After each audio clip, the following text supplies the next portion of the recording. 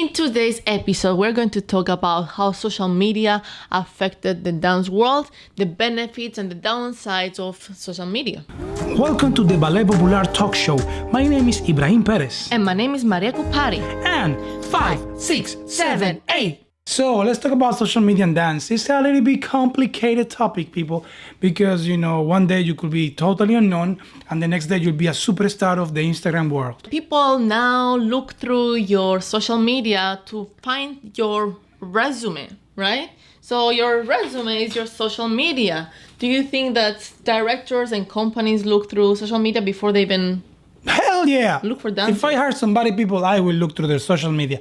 But let's talk about a little bit like in general, because the world is different, it's different way of living now. You have this pandemic thing that is still happening, even though you might think that it's not there.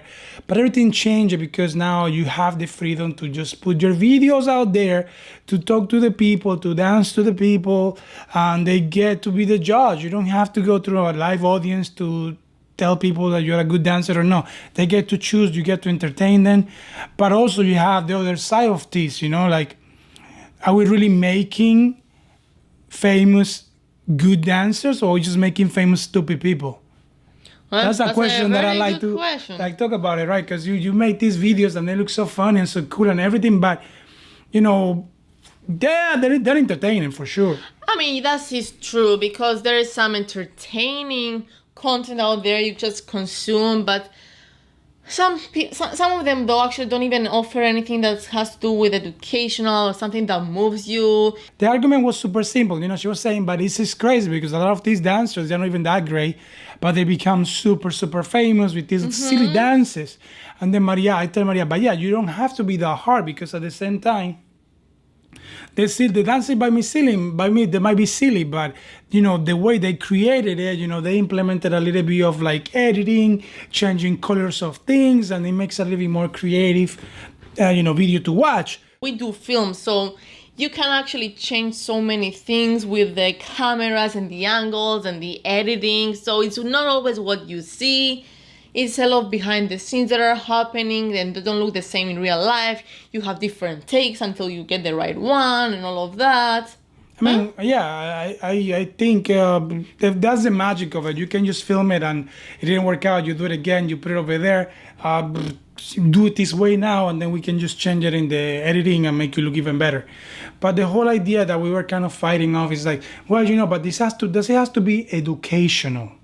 No, I didn't say it has to be educational. Yeah, you were fighting about that. You want it to be educational. It doesn't have to. No, I'm not saying that, baby. I'm just saying that, unfortunately, there's a lot of people that are called influencers or whatever they're called. What are they really influencing? That's what I mean. I believe that, people just scroll to the phone. They're just looking up and down.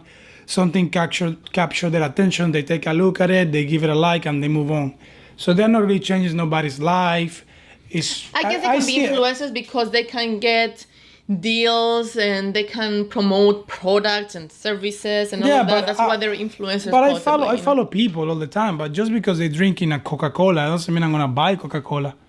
Well, but that's what they're there for. Yeah, I know. But, it's also up to you. Just because somebody's flashing a book that they read and it's great, bestseller, New York Times, whatever, that doesn't mean I'm going to buy it. Anyway, actually, I have to say that. Say it. No, it's not anything bad. I'm just saying that these dancers or any influencer, whatever you want to call them out there, some of them, yes, it's true, they might not be offering anything of value, maybe just a little bit entertaining. But the thing that got them there is because they have been a little bit consistent and they've been putting a lot of videos and pictures and all of that. So there's no other way than just eventually spread the world and more people to see you. If you put so much content, eventually more people will get to see you. And maybe that's the advantage that they have.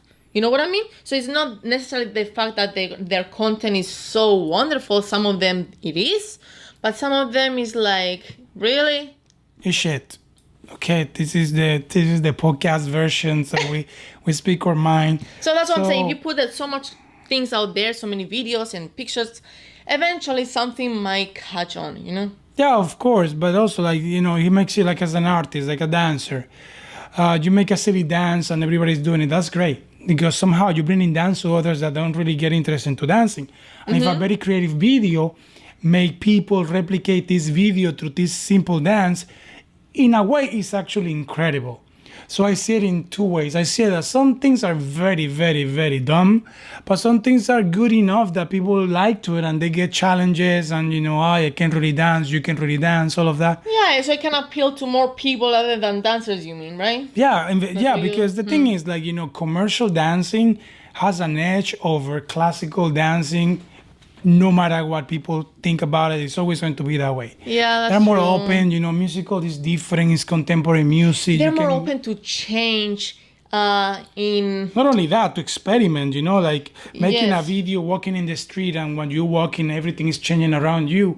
in comparison to ballet, which is a little bit more, what's it called, close-minded to change. Yeah, And you see some people kind of testing the boundaries here and there, but No, there overall... is some influencers that they're doing their thing in Instagram and they do their little videos on point shoes and yeah, I mean, they're okay. I'm not saying it's bad, it's entertaining, they but can get, some dancers actually get jobs from that. They can book shows and what's it called, concerts. yeah, but the point of it is like the social media changed the world when it comes to dance. Yes, it did. Of course. It did. Like, Of course. if you're a dancer anywhere you are and you're not putting any sort of videos nowhere in the internet, you are an unknown and nobody will know you. You're And behind. and you're really behind, and you're still thinking that you have to do 20 times the video just to post it because it's not the best. And it's so And true that's another because topic, yeah. you see a lot of dancers, especially the older generation of like very well-known dancers, right? But because they don't post their things on social media, the younger generation doesn't know much about them. Does it make sense what I'm saying? There's a great dancers that we don't know, but they know the ones that are posting on social media. This is funny you say that, my love. Oh, It's thank very you. entertaining. I'm gonna It's break. funny. Okay, I'm gonna say this. I believe that there is some dancers that they were born in the wrong era. Like Rudolf Nureyev was the most photographed man in the 19th century. 20th century, sorry, century, maybe. 20th century. So, because he likes the camera, he took photos and all of that. But I believe if Nureyev was live right now, he will be doing he will be. doing TikToks and all this stuff because he was really like a flamboyant man. He likes to be shown, he likes to see himself That's true. on TV and tabloids and all of that.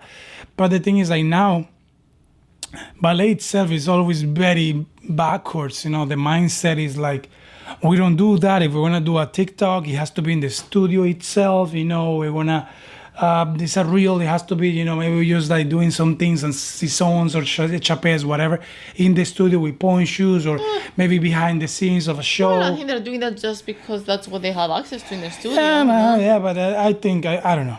My opinion is very different. I think the world is amazing the way it is right now. It's a lot of advantages of having a camera and just putting your thing out there. Like, we are super happy that we made a film. You haven't seen it. It's called CALICO.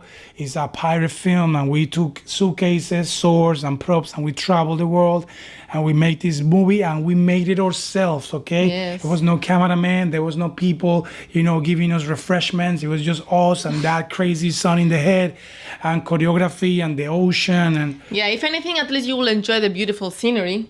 so, at the end of the day, like, the internet gives the freedom to people to be who they want to be. But a lot of them choose to lie. That's also true. You can choose to really be yourself, but also it's like you said, it gives you the advantage to choose what to show. Yeah, for example, me. I'm Ibrahim Perez. I'm in my 30s, I stopped dancing for a long time. After the little film we made, I gained weight. I gained like 30 pounds. I used to be really ripped. Not anymore. I got a belly now. So I'm trying really to lose my weight and, get back to dancing and all of the stuff.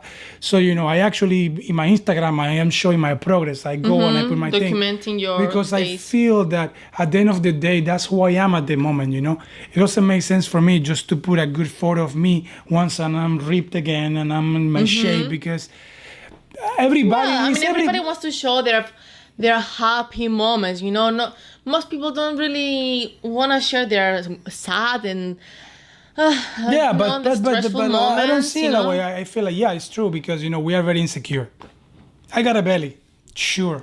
No, only that, as You an know. audience, me too. I don't want to watch sad stuff all the time, crying about Yeah, it, you know? but my videos are not sad. I'm not crying about it. I'm working hard. I'm freaking getting my Well, shit you're together. showing your progress, which eventually is going to get somewhere great to see the result, right? I hope so. Mm-hmm. But anyway, what I'm trying to say with all this topic, and I just want to make clear, like, it takes a lot of courage to really put the other side of the coin. Like, Yes. not the good moments, the struggles. Like, yesterday I just made a video and I really went through my workout, but my back is killing me.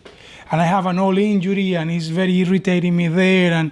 But, I put the video and I share something, I put something about, like, I'm trying, but my back is hunting me down, whatever. But, like, it's always the perfect part of it, and it's great. It's good if you want to show your good moments. But I think It can be deceiving. That's what we're getting what to. makes us human is also the part that we make mistakes. That's Yeah. what makes us human. And a lot of these videos in social media, you see kids doing amazing stuff and Oh my jumpings God. and turning, but You're watching this and you're like, what am I doing? Oh my God, what's wrong with my technique? And you start feeling bad about yourself. And then the more you watch those things, the more Instagram pops those things to your feed. Yeah, and not then the only more that. you watch it and the more you feel bad about yourself and all of that. Yeah, I'm sorry to interrupt you, Mari, but if you're an adult dancer that's trying to pursue dancing because you love it and it's your own self way of being, and you watch this stuff, you're gonna get disappointed, you're gonna be discouraged, because in your idea this is the perfect people and this is what you see, this ballerina is so skinny and her legs and all of that, so it's not really a good example. And then you have the opposite, which is good that we're talking about this topic. It's not about to get good. Yeah, because there's people like... Hold on, I'm gonna go back. Sorry. Go back. So, and then you have the other side. You have these adult ballet dancers that have no business on the internet teaching anybody nothing. I mean, I give them props for I just don't putting give them themselves props. out there And I might for get... for the confidence that they got, but I don't agree. Yeah, but with me or with No. I'm saying I love how much confidence they actually have in themselves to be able to do that. But I'm not saying that I agree with that. Look, whatever make you happy is great. Go ahead and do it. But I feel like, you're trying to be a role model for somebody else that is actually struggling with this thing. You're struggling to become a dancer, but you go on point and you put your videos and you start telling people how good you are and how much you improve your dedication and all your BS that a professional dancer can see a mile away. It's not necessarily they all say that, oh my God, look how much I improved. But Come on, you gotta have they some don't- big courage to go out there and pretend that you are a social media influencer because you have 1,000 subscribers or whatever you have. And hold on, woman, hold on. I'm holding. So the holding. thing is, like, you are vulnerable, right? You're an adult dancer. You're looking at this social media situation, beautiful people doing amazing things, and these videos are beautiful. And then you see other adult ballet dancers that kind of look like you, and they kind of can do few things there, and then they bombard you with like photos and here and that.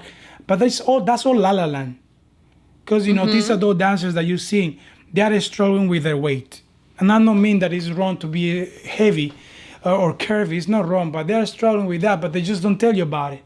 They just show you a picture and point you and they tell you, okay. But I want to know, after doing those photos, maybe don't even hurt because they're just there for 2 seconds, take the photo, go down. So, but it has to hurt. Because you can see when they're doing this stuff, their ankles are not even, they kind of place themselves there so they look good. And I don't have anything against somebody posting that because yes, you're actually saying, oh, anybody should show their progress and their journey through ballet. No. You're misunderstanding what I'm saying. Okay, what I'm talking saying about... the ones that are fake idols. It's few there, and you probably as an adult dancer that is in social media, you have seen them popping out. The ones that have more follows, you mean, and all of No that. follow. They are funny. They are fake. Okay. For me, I'm more concerned about those that actually... Follow then. No, I'm talking about the ones that actually is an adult ballet dancer. Maybe they trained for a couple of years and now they're deciding to teach other adult dancers. That's what I'm saying, dude. But you didn't say that they're teaching other But adult that's ballet what I'm dancers. saying. They're an idol. They're telling people advices and telling them what kind of point shoes they can buy and all this nonsense. Like, Come on, people, wake up. The reality is simple. There's a lot of funnies in the internet. You might think I'm a funny, and you might think that Maria is, I have scissors in my hand. Sorry. So you might think we're funnies. Maybe we're funnies, but maybe we are actually right. We are telling you the truth, and people out there don't want to tell you the truth.